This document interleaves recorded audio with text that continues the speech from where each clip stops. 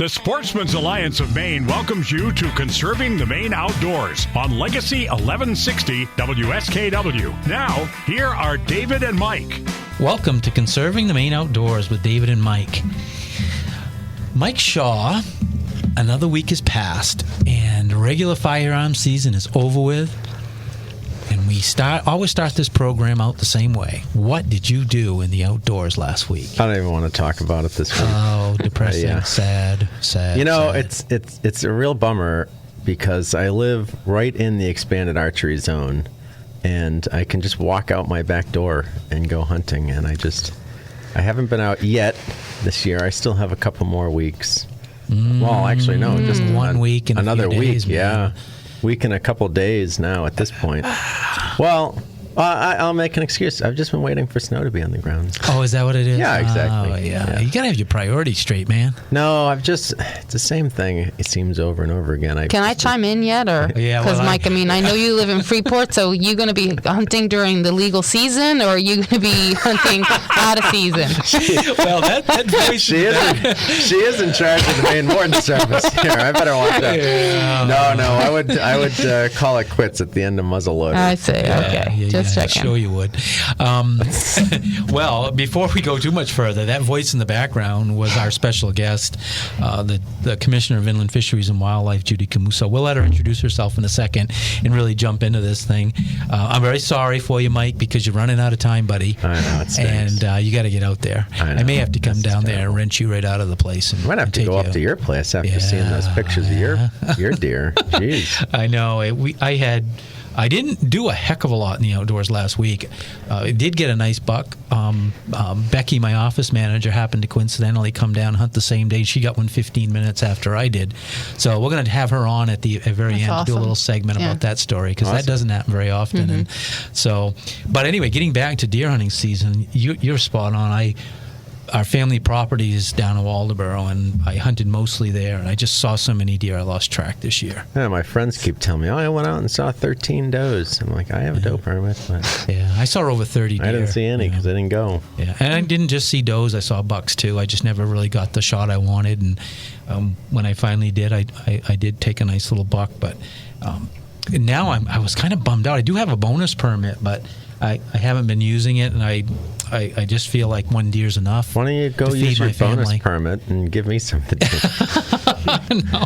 I'll make sausage out of it and give you Well, some. when this show is done, I have a couple of kids over at the office. My office manager will probably come over with us, but Lisa, who does our accounting for us, her daughter works for us, and she had both her kids today, and they were Zooming their school from our boardroom. And Oh, that's fun. Sean loves to fish, so he doesn't know it yet, but I'm taking him over to the kids' fishing pond on our property. It's right just chock full of brook trout, thanks to Inland Fisheries and Wildlife. So I'm going to take him over there, and maybe his sister, she wants to go, and we're gonna try to catch a trout. So I'm really looking forward to that. Awesome. But with that, we have a lot to talk about with Yeah. the commissioner. We've had some bear season, moose season, grouse season, deer season, Turkey. Yeah. and we want to turkeys, and we want to get into it. Turkeys. And so we do have a special guest today. Thank you, Judy, for agreeing to come on and talk with us. With that, I'm going to let you introduce yourself. Great. Thank you so much, David and Mike. It's so nice to be here. I'm Judy Camuso. I'm the Commissioner of the Maine Department of Inland Fisheries and Wildlife. And I think I've been on the show once before, but I think I phoned in for some reason. So I've never actually been here. So it's fun to do it. Oh, thanks so I much. think for We're all coming. first socially guest. distanced, so just so everyone knows. Yeah. And we're wearing masks. Yeah, well, For 6 at least feet. you are. I I'm am putting mine anyway. back on Yeah. now because now I feel guilty. I can't get it on. I get all these earmuffs on. Anyway, I think you were our first guest. I think I might have been. You're right. Yeah. Wow, that's yeah. special. That's awesome. How long has this been going? Have you had the program? It's probably been what? Let's see. We started in the early 3 months, maybe? at least maybe four. Yeah. No, I think because I 5 think it months, started. 4 I 5 came right, and it was COVID was right. I think Yeah. that's why I phoned Over in. that. It's probably 7 months. Yeah, 6 or 7 Wow. months. I think yeah. we Has were it been? in the Wow. stay at home. Man, time Yeah. flies. That makes more sense. Yeah, Yeah, it does. yeah. So- with that, we've got some amazing seasons. Go ahead, Mike. Yeah, tell Yeah. us what's going on, Judy. Give us an update. So I will tell you a couple things. One, I think, when I first started as commissioner, I set some goals and objectives for things I wanted to accomplish, one of which was to increase the number of people participating in the outdoors and in the activities that we manage. And I think most people are aware that both nationally and in Maine, for the past 10 or 15 years, participation rates in hunting in particular has been on a steady decline nationally. A little bit slower here in Maine, but still on a decline. And I am so happy to say that our participation rates are up 9% this year. Awesome. Both residents and non-resident participation in hunting is up. So honestly, I feel like we did it. Nice. Like that's, I would have hoped that we would have gotten here in 3, 4, 5 years, with the increase in marketing and education that we're doing, trying to get more people involved. So that's been really exciting for us. And then, now our challenge will be to make sure that people stay that they keep doing it. Other than COVID, what do you think?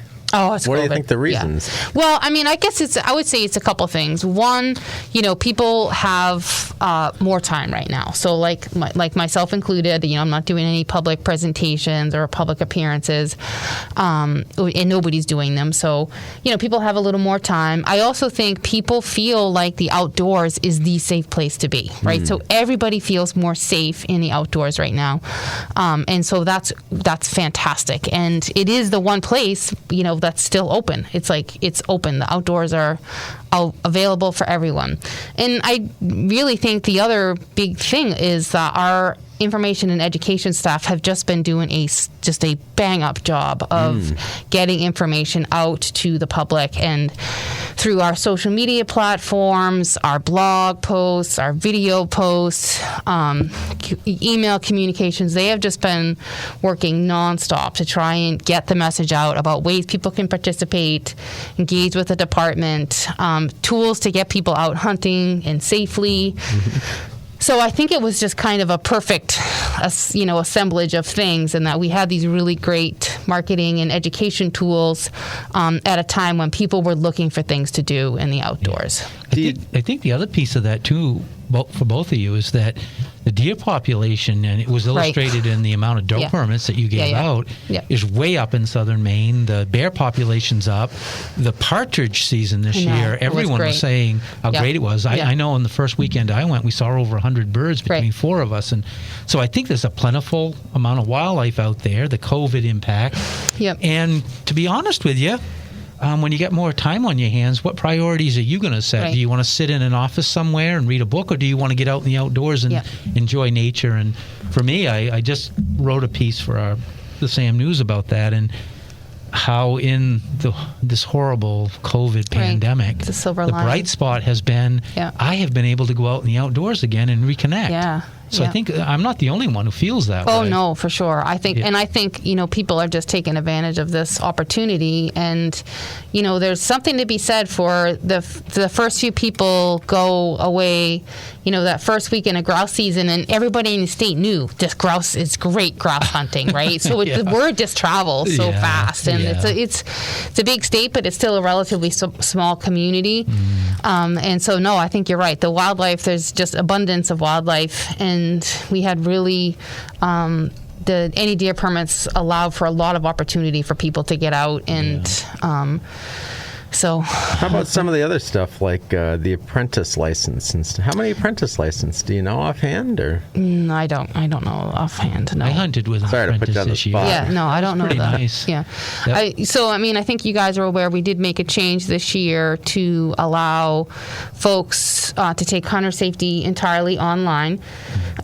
We are the 20th state to do that.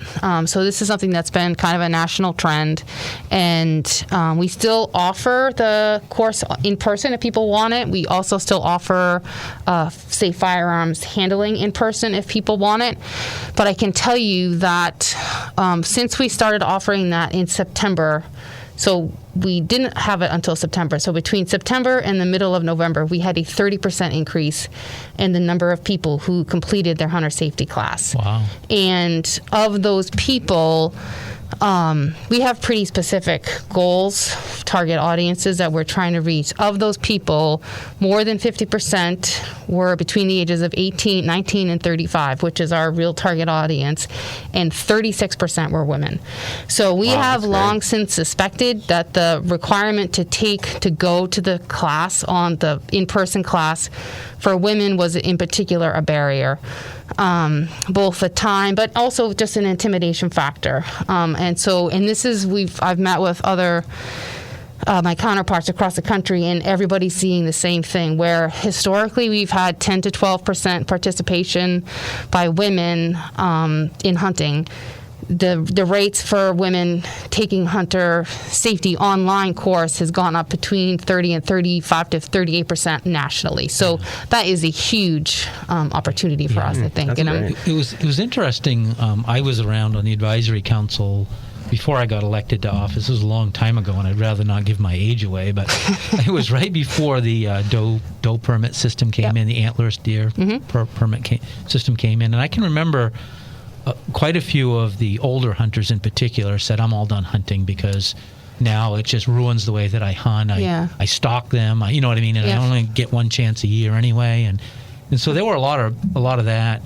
I think that the plentiful amount of doe antlerless permits that were out there also gave people the courage to, hey, I might only see or get a few chances to go. Now I have a chance to get either sex, and it's a a better chance for me. And I think that also played into it. Oh, for sure. Yeah, that certainly helps. I mean, some people had 2 bonus permits. I had 3. 3.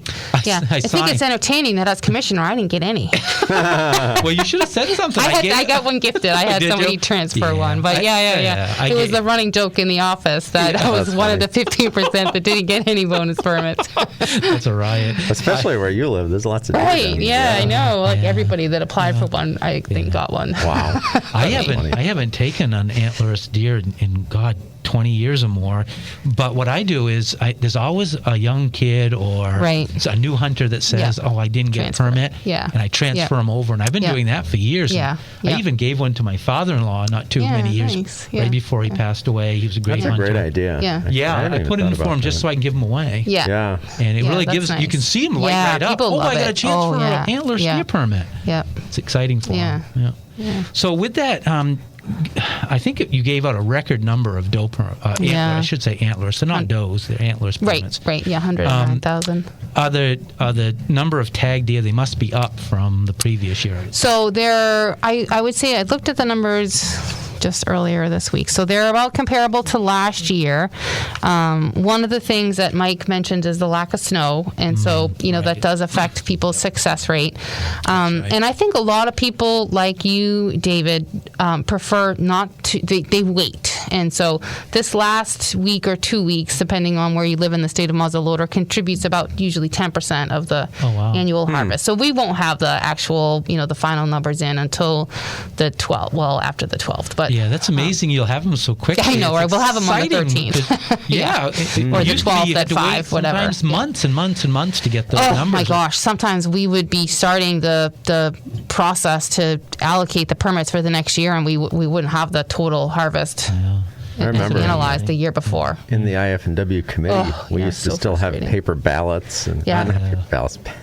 You mean like those mail-in ballot things there? Paper permits and paper. Everything was still done by paper, especially on some of the further out areas, some of the hunting camps and whatnot used to mom and pop shop, and they tagged 3 deer last year, and then they go in an envelope somewhere and they forget to mail them in. I think now it's all computer. They just go onto a computer and log. It's all done online now. That's good. It's great. One of the things I noticed about this season in particular is the amount of acorns and. In the woods, it was kind of dangerous to walk to my stand. We have on our property, we literally have hundreds and hundreds of yards of oaks in a stand when you have to walk through them to get down to where I hunt. And you're in the middle of the night. In the dark. Which I'm not hunting, but I walk down in the dark. You're getting yourself set up for first light, I walk a mile to a stand, so I have to leave before light. Sure, And I'm walking on acorns all the way down. And so it's a little dangerous, but I noticed that the deer didn't have to travel any distance because there's so much feed in the woods. And that might be part of the tagging numbers, too. the deer aren't moving Right, around much yeah. because they have plenty of feed. Yeah. Yeah, we had Yeah. a lot of deer in the area that I hunted. A lot of deer, and I don't think any does were harvested off my mother-in-law's 240 Yeah. acres, but three bucks were taken. Oh, nice. Yeah, that's great. Yeah. Yeah. So I did want to have you talk, and we're going to break. We have to take a little break here in a minute, but also the bears, moose, Yeah. turkeys. Where were we on the bear harvest was fantastic. I think our bear harvest was almost at our target. So in 2020, so this year we harvested 3,853 bears. Compared to last year, which was 2,370. Wow. So it does vary annually depending on the mass production. what was the previous year's number? 3,853. That was this year. 2,400 or so, you said? What's that? Was Last the previous year? year? 2,000. 2,000. 370. So there's a lot quite a less massed in most of the areas where bear are this year than they were last year. So that always, the food supply always affects the bear harvest. But close to 4,000 bears that's a really good that's a good number for us. Was the second bear opportunity in effect yet? No. So because the legislature, Adjourned early. they closed early, so that bill did was an not. It important made it bill. out of our committee, but not to the full legislature. And now, are you going to too resubmit bad. that? We will. If you won't, Yes. we will. Yes. So good. That was a bill we had worked really hard Right. on. A big With coalition partners. came Yep. together. and, Absolutely. so that would allow Yep. the second bear. And Yes. Give you more flexibility to manage the bear Right. population. Yes. Yep. So that's good news. Yeah, and I think a lot of people with bear hunting, like deer, hold out, right, and then maybe don't harvest one. Whereas now, if they had the opportunity to take a second bear, they might take that first bear and then still wait for a second. Yeah, they could take a second bear in the past, but it had to be by trapping. The right. second. Yeah. Yep, So yep. now it's going to be by the various methods that Right. we legally Yep. allow in the state of Maine. Yeah. Well, that's good news. Lots happened under your leadership. We're trying. Yeah, I know you are. I know you are. I will. Well, it's good you came up through the ranks, too, because when I was Right. on the committee, Yes. you were the Wildlife director. wildlife director. Yeah. Yep. So you're a biologist by trade. That's right. So you're not a politician? No, it's how quickly you forget, though. But the colonel and I were talking about, could we go back to the field? I'm like, I don't know. Well, you may not need to. I hope not. No, you're doing a good job. I will tell you there's some controversy around the previous subject around an all online. Yeah, I know. I know that Yeah. there's some people Yep. out there that are really disgruntled over that. Yeah, yep. I like to think that their motives and our motives when we are critical of that are we just don't want anybody to get hurt. Absolutely. And we don't want to Yep. do something. And I know you don't either. No, of course not. No. And Yeah. so Yeah. if we can manage this and using good research, and Yep. we may be asking for more of that Yeah, from the other I states. think we're coming to meet with your board at the Yeah. the middle of December. Yeah, I think there's a lot of data out there nationally that Good. shows that the online course is as the safety records are the same. Yeah. There's no difference Yeah. in.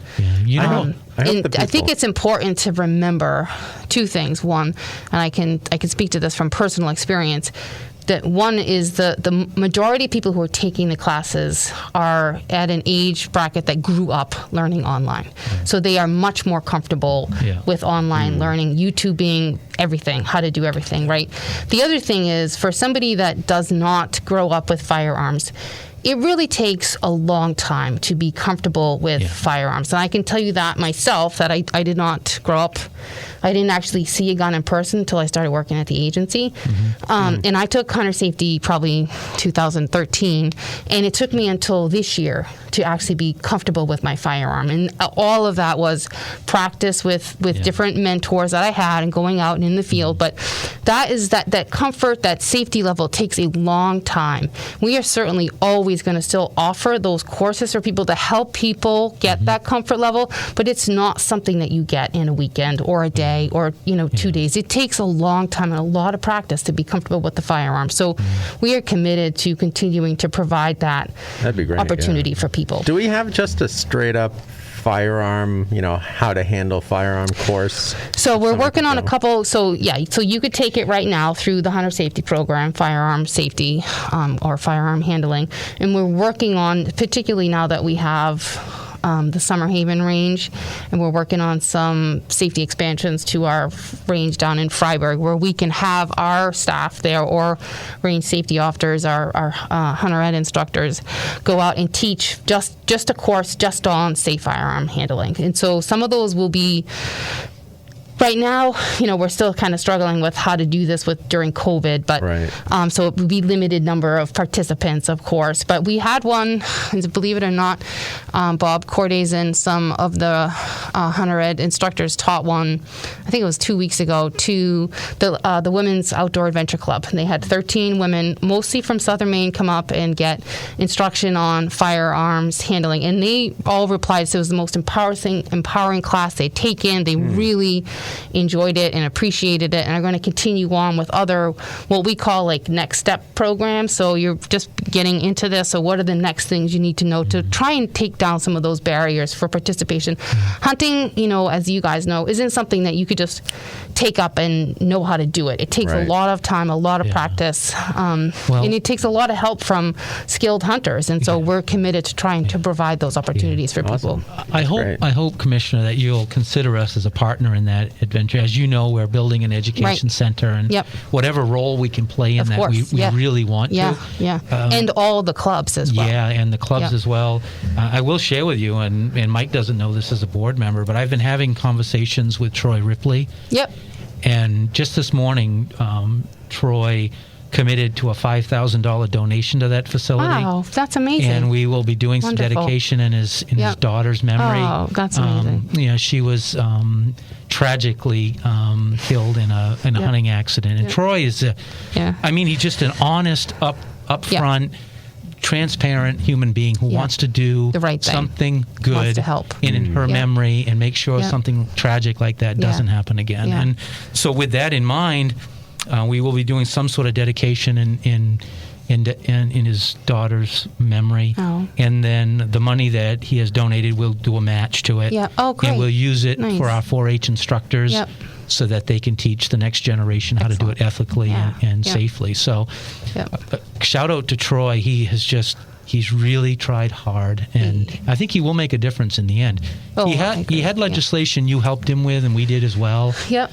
Around some hunters who criminal refused to act issues.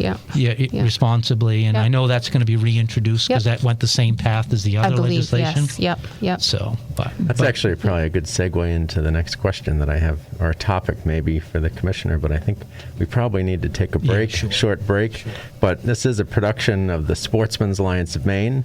You can check out our website at sportsmansallianceofmaine.org. You can join there. You can call our office and get to talk to Becky, who will be our next guest. Everybody wants to talk to Becky. For nothing else, just give Becky a call. You'll be a member after that. She is fun to talk with. So with that, we'll see you soon. Yeah. Be right back.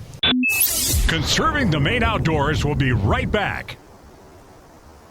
Conserving the Maine Outdoors is back. Here's Mike Shaw. Welcome back to Conserving the Maine Outdoors, a production of the Sportsman's Alliance of Maine with David and Mike, and our special guest today, Judy Camuso, Commissioner of Inland Fisheries and Wildlife. And Judy, as we kind of ended the last segment there, I wanted to talk a little bit about landowner relations and access to private lands. Yeah. So what's going on with it? Because that was always a hot topic back when I was in the legislature. For sure. Yeah. I mean, I would say right now, we are seeing just unprecedented use of public lands, and there's not any trailhead you go by, the parking lots are full. So just lots and lots of people going out and taking advantage of not just hunting opportunities, but hiking and birding and all kinds of other opportunities. So certainly our landowner relations program has been busy trying to make sure that those people are accessing property respectfully and safely, and just practicing good ethical behavior. Yeah, and Rick LaFlamme, he's still Rick LaFlamme and Dave Shabbat we have 2 landowner relations corporals that focus mostly on assisting landowners when they have issues, whether it be, trespass issues or illegal dumping or any number of other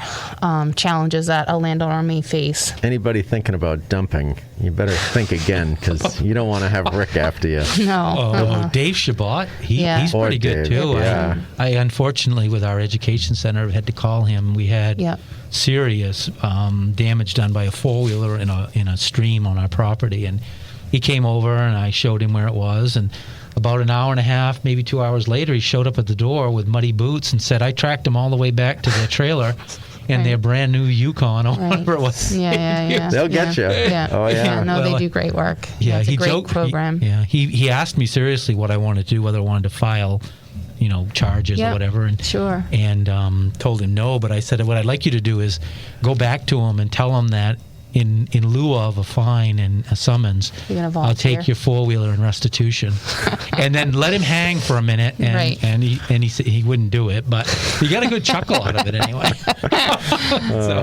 With that, Commissioner, we have a session coming up. Is there anything you wanted to mention that you'd like to talk about a little bit before the legislative session? I mean, I think it's going to be an interesting session in that I think, at least for the first part, it's going to be virtual. So I think that's going to present maybe some challenges and maybe some opportunities for people, for folks that haven't had the opportunity really to come down to Augusta in the past, as they live too far away. Maybe they now can participate and provide input on a bill that they maybe couldn't have otherwise. But it's going to be certainly a different session where, it's going to be all kind of, on web, on Zoom or Teams or whatever the format will be. But, I think for us, our top priorities, we have a few bills that we've submitted, but a lot of what we didn't get completed in the last session will be really our focus. And well, what's nice about that is a lot of the legwork's already been done. Right. Because as a lobbyist myself and representing, 70 clubs, it's going to be hard because we won't have the sort of interaction with the legislators we would if it was in person. I can't lobby anyone. No, I know. I can only participate in phone. Yeah, but can you imagine the legislators? They're going to be inundated with phone calls and messages. They're not going to answer their phone within a week of. I mean, I what's about think to happen. you probably remember, David, during the last session, I tried to have every Thursday or so, every other Thursday, maybe just an open door policy to meet with people, talk about upcoming legislation and what people were thinking about it. And we'll still try and do that. It just will have to be over Zoom. But, I like to make sure that the department is available and willing to listen to people and hear what their concerns might be about pending legislation or approaches we might take to make sure that we're kind of understanding where each other's at, so that it just fosters good communication, I think. And you guys are great. The Department of Inland Fisheries and Wildlife is just, seriously, they are fantastic. Yeah, I love it. When I was on the committee, you could ask for a piece of data and you guys would either have it right off the top of your head, or you'd have it in minutes for us. And some odd stuff that we'd ask for in the legislature, too. And they'd know the answers. It was crazy. Well, you do excellent job. We have really outstanding staff and all our biological and law I really wondered after Andrea Erskine, Deputy Commissioner, left. She was the heart and soul of that department. She was a wealth of knowledge. She was phenomenal. Exactly. She, a lot of times, like he said, would have the information right at the tip of her tongue. And I know she's retired because I get a Facebook message from her once in a while when we post something she likes that she'll reach out. Well, we were really very lucky to lot. get Deputy Commissioner Peabody to come back. He's terrific, Colonel of the too. Ward and Service came back, and I think he's done just outstanding work in helping he's keeping the guy us. you can't rattle, and I've tried to. He's so smooth. He's so unflusterable, and he's so steady. It's just amazing. That sounds like a challenge to me. I'm usually pretty good at knocking people off the rails, but I can't even touch him. No, I think as a former colonel, he's just got that straight face mastered. And I'm sure he's dealt with some really shady characters over his years as well. I suppose he's got a lot of stories. He's probably seen just about anything. But he's always fun to talk to. He's very knowledgeable too. Huge wealth of knowledge. So a couple more things real quick I wanted to touch on. Yeah. The moose hunt, how did that go? Went very well. Let's see. I think overall we had about 76% success rate, 77%. Yeah. So yeah, great success rate. How are they doing with the tick problem, the moose? So we do have continued mortality of calves due to winter tick, and I believe that the biologists are working on a proposal that will come to our advisory council to do a more aggressive harvest in half of 1 WMD, and the thought being that if they can, that there's some climate issues there and there's some moose density issues, so that the two things combined are allowing these ticks to have a pretty solid impact on moose calves. And so if we can reduce the moose population down, can we break that cycle of tick mortality due to ticks? So that's going to be difficult, because I think as you reduce the population, other moose will seek new territory and move in. So it's going to be an ongoing battle, I think. It will be, it will be a multi-year commitment to try and figure out how we can best address this issue. Well, I know that as a wildlife biologist, you're extremely knowledgeable in all those areas. So I do want to kind of deflect for a moment on to brook trout, because the last 2 summers have been extreme droughts. This last one was brutal for brooks, and then streams, warm, and warm. And what I'm really concerned what kind of impact that might have on brook trout mortality. Yeah, for sure. Those streams and those brooks are nurseries. Right.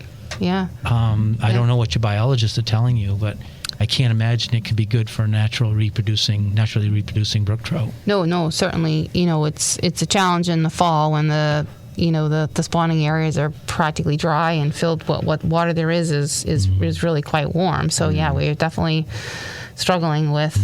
Those are climatic changes that we're trying to figure out how to address as we think about 10, 20, 30 years down the road.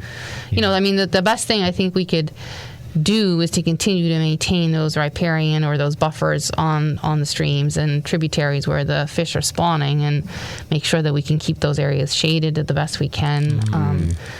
Well, LMF might be... for sure. I'm glad you touched on that, Mike, because we should touch on that.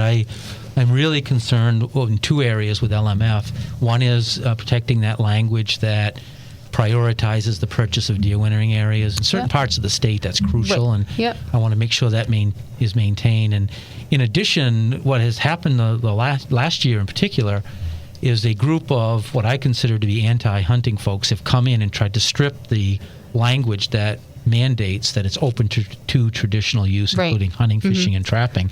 And I think 51 people testified to strip that language out last year. And if it gets stripped out, it's just not going to pass. It's not going anywhere. Why would we buy land for only one segment of our population to use? It makes no sense to me. For illegal activity. But they want to shut down hunting, period. Same people. I've seen them before. That hasn't been a real partisan issue either. I mean, the Land for Maine's LMF is Land for Maine's future. Bipartisan. And it's just been nice, because that was one area where everybody agreed on. And if you take one segment out of that pie, then you start having disagreement, and it just doesn't make any sense. And I think COVID, this whole pandemic has really shown that we need more access to public land. And, there's every weekend you go out, or I would go out, and you see more and more people, and people are trying. That's the number one, when we survey people, it's the number one obstacle they have to participation is, I don't know where I can go. I don't have a place nearby to go and hunt or fish or any of the activities that we manage. So, for certain, it's even more kind of prevalent now that we have got more people participating in these activities. We certainly need more access. We need more land set aside for wildlife habitat and for sportsmen and women to have access.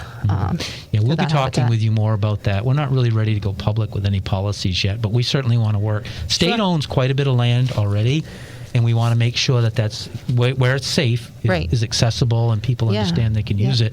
The other piece is that our organization is very influential in helping to get a 2/3 for that LMF program. And we have introduced our own bill. It's similar to last year's, almost identical. But it's at a level we feel is appropriate for the program. But it will be the one we support. And And we will not be supporting stripping that language out of there, and we won't be supporting removing the deer yard language. Right. Some parts of the state, if you live in southern Maine and you're seeing a lot of deer and they seem very plentiful to you, it's not the same 100 miles to the north or Absolutely. to the east Right. or to the west. Yep. The deer population declines very quickly.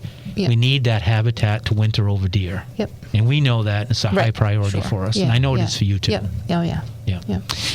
So with that, we're going to have to take another break. We're coming up against a time limit again, and we also know you have another meeting to be at. So thank fine. you, Commissioner, for coming Thank you so in. much. Thank you Yeah, both so much for appreciate having it. me. It was so fun to do this. Yeah. It's Well, I want to nice. hear some hunting adventures from you too. So Oh, I can maybe- fill you. I could fill an hour with those. Okay, so we're gonna- misadventures. It might be the better Misadventures? story. Okay. Yeah. We're yeah. gonna Well, I have- mean, they're adventures. They just don't.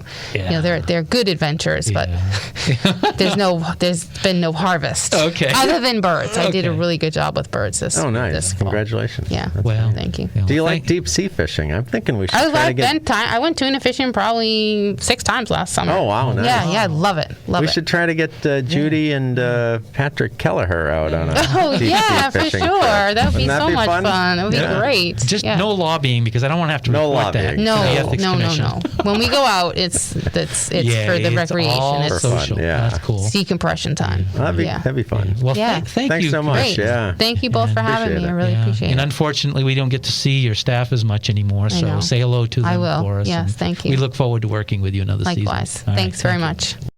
Conserving the Maine Outdoors is back. Here's Mike Shaw. Welcome back to Conserving the Maine Outdoors with Dave, Mike, and Becky. And a couple of things real quick, though. You can check out our website. We're on sportsmansalliancemaine.org. We have social media, Facebook. And check out our Facebook page and some of our sponsors. We have LL Bean is a big sponsor. Waste management. Spring. Hamlin's Marine, Poland Springs, and Cabela's has the, for people that missed the last show, I got a tremendous discount from my Sportsman's Alliance of Maine membership on my ice fishing suit for this this season. I got $90 off. That's enough to pay for, 4 memberships? Yeah, wow.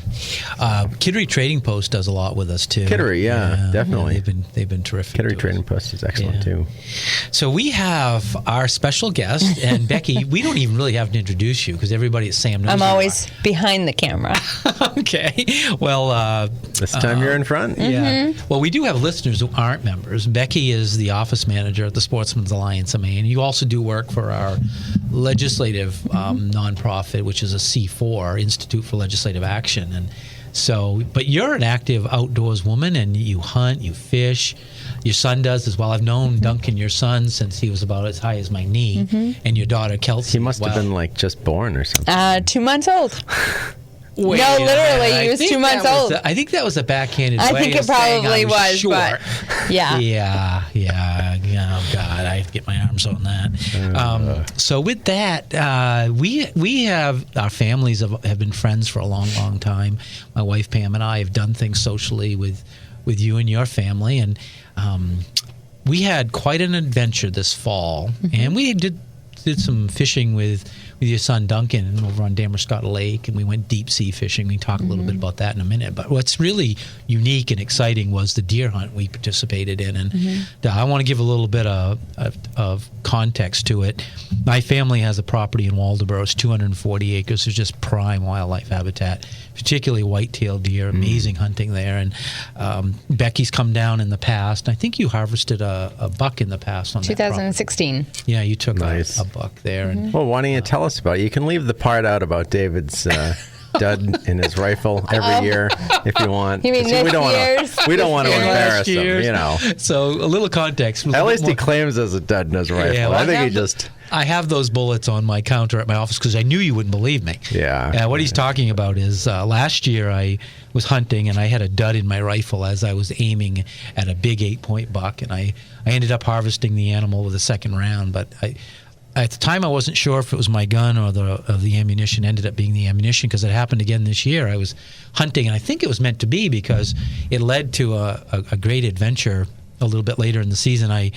I saw a second deer this year, and I had another dud in my rifle. It was Remington ammo, and I wasn't sure, so I took my gun up to a gunsmith. He said, "There's nothing wrong with your gun. This is the ammo." So I did change my ammo to another company. Maybe it was just the box, who knows? But Probably. I missed a nice buck, and this one did not hang around for a second round.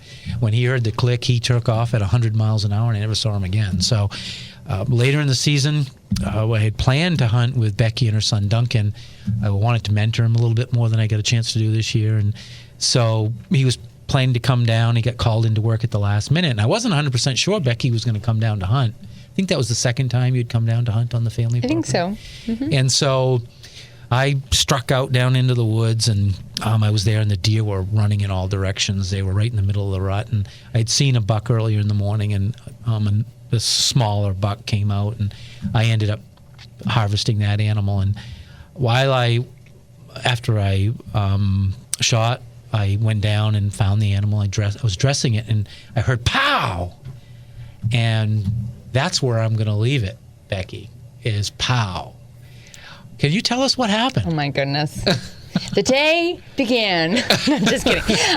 But really, it was Friday the 13th. You know, that day always has like a bad connotation to it. There's a full moon that night. Yeah. Was it really? Year, yeah. Well, I was kind of dragging that day, and I remember it's one of those days that you think, oh my goodness, by the time I even get down there, is it going to be worth it? So I think I climbed in the stand about 10 minutes of 7. So I live an hour away from where his land is. It was a Friday, and so we had the day off from Sam from the office. And it was about 40 minutes into it when I heard David's shot. And so I texted him, and my text was, well, that one wasn't a dud. And so he texted me back, and he said, yeah, I got one. I'll let it sit for a while, or I'll get down in a couple minutes, or something like that. It was a text of that nature. And so I sat against the tree, and I always wondered, if you hear a shot, will it kind of get moving the other deer? And it wasn't probably 10, 15 minutes later, and I heard some rustling, and it was ahead of me. And here one comes out of the swale. I'm telling you, my heart beats to a point, I swear it's going to come right out of my chest. Oh, yeah. And so I said to my son when I was telling him the story, I think from the time that I saw the deer to the time I shot it was about 25 seconds. It just seems like it could be longer, but that's what it seems like to me, between his just skip, boom. So I remember thinking that I felt like I had this fantastic shot, like the crosshairs were perfect, but I felt like he was just getting ready to jump over this branch. And I pulled the trigger, and I thought, oh, geez, he probably lurched ahead, getting ready to lurch ahead, and I'm afraid that I had gotten it in the behind, closer in the, further back in the stomach. And so David has always said to me, be careful, don't wreck the ground in which you are tracking. And so I texted him, and I said, yes, that was me. Young buck, or small buck, headed Not your really. direction. Not really. That's what I said, though, on the text, Yeah, you did. because Small buck. I thought it was a 4-pointer. And so I got down, and I was able to just kind of, which ironically, I unloaded, and I need to make it back down to that piece of property because the shell is still on the ground. Okay. And so I unloaded, and I climbed down, and the amount of blood that I found was remarkable. I was so relieved with myself. I was so excited and so proud of myself that I had hit so well. And so he called me in a couple minutes later, and he said, I just finished gutting mine. Give me a second, and I'll be right there. I want to help you track it. So I waited for him, because to me, it's the experience of it all. Oh, I didn't want to miss it. That's why I told him not to move. I said, I want to be part of this. And so, of course, he has no idea what I'm seeing. I'm seeing like 8 inches blood, 8 inches blood, 8 inches blood. And he's probably thinking yards upon yards. Well, I told her later that just to her south is a huge swamp, and the swale and the bushes are almost impenetrable. So if you push the deer out into that swamp, then you've got a big job to find it. And so I wanted to make sure that she knew that before we started tracking. But anyway, she was confident. She was right all along. It was a perfect shot. It was a humane shot. It was a quick kill. But I wanted to be there to be partly to experience it. So yeah, it was great. It was kind of comical. Good learning lesson for me. I had my backpack. I started taking things out and marking the blood. I ran out of items to mark because it was everywhere. So I scooped everything back up. Oh, sorry. Okay, we'll remove that piece. Okay, so I put the items back in my backpack and I waited for David to be able to come check out the zone with me, and then come to find out it was a 7-pointer. Nice. So, but you missed the best part. When I got there, I didn't take over her hunt. I just said I want to be part of it, and I said, Becky, you track it. I'll hang tight back here, and if you need my help, just holler. And so she kept doing what she was doing. She had done the right thing. She had marked the site where she thought she had fired. She had great sign. She tracked the whole thing. I do have a few pictures you didn't even know I took of you tracking the deer down, and it did only went a short distance. And I think I said, Becky, I can see it. And then you said, no, don't tell me where it is. And so you ended up doing it all. And when we got there, I said to you that I'm going to help you through the dressing component too. And so you participated in that. But I do remember you saying, holy cow, it's a 7-pointer. And that was a little bit better deer than what you had thought it was. It was a nice deer. And coincidentally, she reminded me several times it was a little bigger than mine. I did not. Oh, no. Yeah, I did not. No, it was a good experience. I it was would. a good day. Yeah. Yeah, well, you don't do that with mentors, when they're taking you underneath their wing. Yeah. So tell us about it. It was the first time, really, I think you'd had your hands in the process of dressing. I think that's one of the obstacles to a lot of hunters, new hunters in particular. They don't know how to do the rest of it. Once you've harvested an animal, what do you do next to make sure the meat is preserved appropriately? And so I did try to walk you down through some of that, and I thought you did a great job. I mean, it's not as easy as you think. I've heard a lot of people do YouTube. YouTube is great. They have videos about everything. Yeah. I think the hardest part for me was having him sit there saying, be careful of the knife. Be careful, the knife is very sharp. So for me, I was like, trying to just trying to make sure that I didn't take it and yard it to a point that I hurt myself. So I think the next time around it will be a lot different because I will have a better idea. The hide was more difficult than I had anticipated, and so getting the first time around, I think the second time I will have a much better idea. I'm not really squeamish that way, but it's definitely going to be a different thing as I continue going and doing the whole thing. It's going to be an interesting Well, I think feat for me. For those folks that are out there, you can't really experience a deer hunt from beginning to end until you know how to do all components of it. Do the scouting, identify where the deer are, at what times of the day, and generally increasing your odds through knowledge and experience. And I think you're getting a lot better at that. It was one thing I wanted to share with your son Duncan this year was how to identify where to put your stand. And I say stand, some people don't like to hunt with the stand. They just want to hunt on the ground or stalking or ground blind.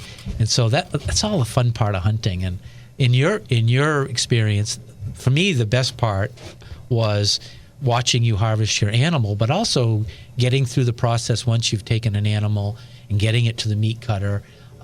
I want to share this part because I'm proud of it. Coincidentally, I had one of my 2 John Deere skidders on the site, and so we had 2 deer to get out, and normally I would have dragged it most of the way and brought the truck down or taken the 4-wheeler down. And I said, you know what, with 2 of them, I'm going to go fire up the old John Deere. And I've had those skidders since probably 35 to 40 years. I think this one I've had for 40 years. 1935. It's a I think it's 68 and one's a 71. But anyway, they're the little John Deere 440As, and I fired her up. I took it down. I put mine on the blade, and then I went down and met Becky, and I put the second one on the blade. And it's quite a photograph when we when we put it on your Facebook page, God, I had more people wanting to buy the machine than that were impressed with the animals. But it was really a great photograph, and it was a good experience. It's on our. Is it on? It must be on our website, sportsmansallianceofmaine.org. No, we'll probably put it in the Sam News, maybe with all the pictures. Yeah, Sam News. That's a good idea. Yeah, we'll ask our board and because other board members have taken animals this year, and so we'll encourage them to send their photos in, and we'll do a Sam family photo album. That'd be fun. So Becky, congratulations. That's Thank your you. third deer you've It harvested? is my third, my second buck. Yeah. Nice. Well, you're one of the frontiers lady that are really leading the charge on women getting into the outdoors. We heard Judy earlier saying that the sales, hunting sales, 9% were up with young women in particular. Altogether. And then how many percent did she say it was? It's 9%. Yeah. 9% growth, but like 30% of all the new entrants to this area were women. 38% of women. Yeah, It's excellent. wonderful. Coming into it. So congratulations, you're part of a new wave of young women who are having the courage to step out of their comfort zone and try some different things. So congratulations. And it's fun. to you. It is fun. I love sitting in the tree stand. I love hearing the birds, and the crows can get a little much sometimes. The red squirrels, really, them we have discussions. I love the partridge that come down. It's just such an amazing time of. Really interesting. Definitely. It really is interesting. Well, it connects you. It grounds you to the world. Absolutely. I even, a lot of times when I go out hunting, I see mice that you probably, just in their own little, doing their own little thing. And I've seen owls swoop down and, it's amazing. I love it when the squirrel comes right up 2 feet from you and just looks at you. And then when it realizes what you are, it does that. And it just rips and tears like they're the biggest, toughest squirrel out there. Yeah. It's really fun to watch. It was fun. Duncan was more involved this year, and that was a lot of fun to be able to go out with him and then do the whole discussion as we're walking back out to the vehicles, talk about the different things, the aspects of the hunting. And, one of the fun things that he said is, geez, I didn't realize how quickly it gets dark out, those last 5 minutes of the end of the day season. It's like shutting the light out. It really is. But that's the best time of day. You watch the sunset and the animals are getting ready to do their thing. Because deer in particular are nocturnal. A lot of animals are. And the woods just light up in the, and it's kind of a pun there, but they really do, business-wise, light right up in the evening. And you can hear the deer and when you're walking out. And in the morning, too, when I walk to my stand, and particularly on this lot, jumping deer all the way down and having them blowing at you. And it's just, it's an adrenaline rush right here in your chest. It's just amazing. So, Becky, you touched on Duncan. I was really impressed. We had a chance, I think, once to go turkey hunting. I took you down to a little squash field, and Duncan had a 20 gauge that I let him borrow. It's a turkey gun, and we had moved some turkeys around, and I was kind of sneaking along on one stone wall, and they were in a different part of the field, and I heard pow, pow. I went over, and your son had taken 2 turkeys. Yeah, that was exciting. That was exciting. Awesome. I think as the mother, I'm even more excited to watch both my kids harvest, and I have to tell you, both my kids are incredible at shooting birds. Me, not so right much. Out of the air. Kelsey is an amazing wing shot. I've seen her in action with a double barrel 20. She is fantastic. I saw her take 2 birds in one afternoon right out of the air, which was amazing. But she'd rather pay you $50 so she doesn't have to sit and deer hunt. She just does not want to sit and do anything. But she will bird hunt all day long. That's cool. So, I love and fish. That girl likes to fish. Well, you should bring her and Duncan next time on Kelsey and Duncan would love to on come. the deep sea fishing. Well, if it happens, Kelsey's in Utah, and she's coming back for the Christmas season. I'd love to do something with her. I miss her so much. She's just so awesome. Both of your kids have awesome personalities. Duncan he is. You can see him light up when he's hunting. It's just fun to hunt with him. And fish too. He's quite a little fisherman. I had a chance to do some fishing with him this spring, and and then with you, white perch fishing on Damerscott Lake. And the deep sea fishing. I think I saw a bag of white perch fillets in our freezer at the office that I think you need to turn into a chowder. I think I need to. I think the sheriff's getting nervous over here. You know we what got to that wrap means. this thing up. Well, thank you, Becky, for coming on and telling your story. I love Congratulations. hearing Thank you. And this is a production of the Sportsman's Alliance of Maine. And come join us. We lobby on your behalf. We have great discounts discounts at Cabela's. All of our sponsors are great. Thanks a lot, and have a good week. You've been listening to Conserving the Maine Outdoors with David Trahan and Mike Shaw on Legacy 1160 WSKW. Join the Sportsman's Alliance of Maine by going to sportsmansallianceofmaine.org and like us on Facebook.